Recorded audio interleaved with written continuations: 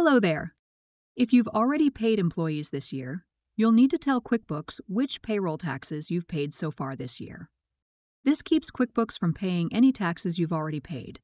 Before you start, you need to have your tax payment receipts or payroll liability reports from your previous payroll service showing the amounts paid. To begin, go to Payroll Overview.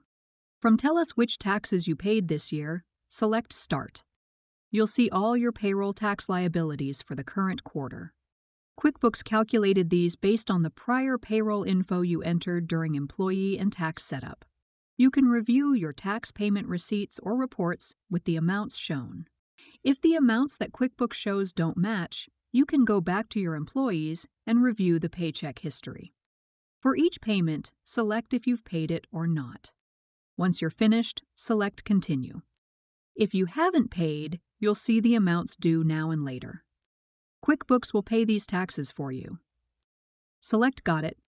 Now select Yes, No, or I'm not sure to indicate previous quarter payroll taxes you've also paid. Note that unlike future tax payments, QuickBooks cannot pay any previous quarter taxes on your behalf. If you choose No or I'm not sure, QuickBooks will add a reminder to pay any unpaid taxes on your overview page. Select Save and Close when you're done. Next, you'll need to set your tax preferences and sign your tax forms. This video will show you how to do that. That's it. Now QuickBooks knows which taxes you've paid and can make any future payments for you.